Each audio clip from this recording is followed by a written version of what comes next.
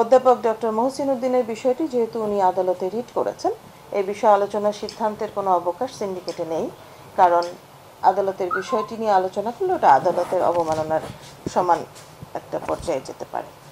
তারপরে বিষয়টা এসছে যে ফ্যাসিস্ট ও স্বৈরাচারের সমর্থক শিক্ষক কর্মকর্তা কর্মচারীদের বিষয়ে পক্ষপাতহীন একটা তদন্ত করার মধ্য দিয়ে তাদেরকে শনাক্ত করার একটা বিষয়ে আলোচনা হয়েছে এবং একটি সিন্ডিকেটের একজন সদস্যকে দিয়ে একটি কমিটি গঠন করে সে ব্যাপারে কাজ করার জন্য সিদ্ধান্ত হয়েছে। এবং সিন্ডিকেটে এর পরবর্তী যে বিষয়টা এসছে সেটা হলো যে শিক্ষার্থীদের জিডি এবং মামলার বিষয়। তো এখন বিষয়টা আপনারা সবাই অবগত হয়েছেন যে গত ফেব্রুয়ারি মাসে ভিসি বাংলোর গেটটা ভেঙে গেছিল, সেই প্রেক্ষিতেই জিডি করা হয়েছিল। ওই সময়ও কিন্তু এখানে সিন্ডিকেট মিটিংই হচ্ছিল, ভার্চুয়ালি সবাই সংযুক্ত ছিলেন। তো ওই দিন ওই প্রেক্ষিতে, ওই অবস্থার প্রেক্ষিতে ওই মামলাটা করা হয়েছিল। এবং মামলাটা করার পরে শিক্ষার্থীরা যে ভুল করেছে সেটা আমার সাথে বিভিন্ন সময় কথায় তারা এসে বলেছে, আমার কাছে জানিয়েছে, লিখিতভাবেও জানিয়েছে। এই জানানোর প্রেক্ষিতে আমি তাদেরকে বলেছি যে তোমরা যেহেতু লিখিত দিয়েছো, বিষয়টা আমি দেখছি, সিন্ডিকেটের মাধ্যমে বিষয়গুলোকে পার করতে হয়। সিন্ডিকেটে আলোচনার মধ্যে দিয়ে সিদ্ধান্ত হয়েছে যে হ্যাঁ, শিক্ষার্থীরা তাদের ভুল বুঝে জানালে, লিখিত দিলে, তাহলে নিশ্চয়ই এই মামলাগুলো তাদের আসামি জায়গা থেকে তারা মানে তারা থাকবে না।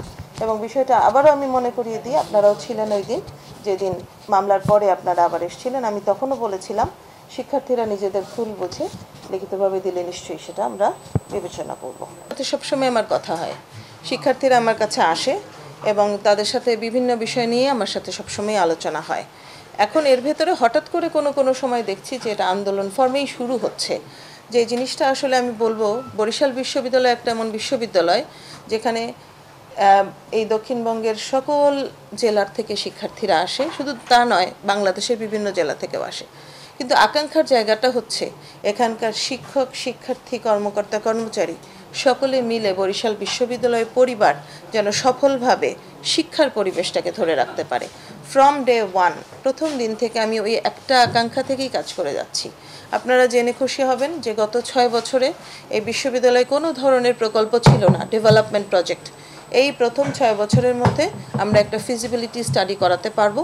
এবং তারপরে আমার শিক্ষা প্রকৌশল অধিদপ্তরের সাথে আলাপ হয়েছে এবং তারা বলেছে আমাদের যে 6তলা বিল্ডিংগুলো, এরা, আমি বলেছি আমাদের দরকার 20তলা বিল্ডিং, কারণ 6তলা বিল্ডিং দিয়ে আমরা, জায়গা আমাদের কম, সেই কারণে আমাদের প্রথমেই 20তলা বিল্ডিং হয়ে যাওয়া দরকার, পরে আমরা জায়গা আরও অধিগ্রহণের জন্য সেই ফাইলও আমরা কাজ করছি।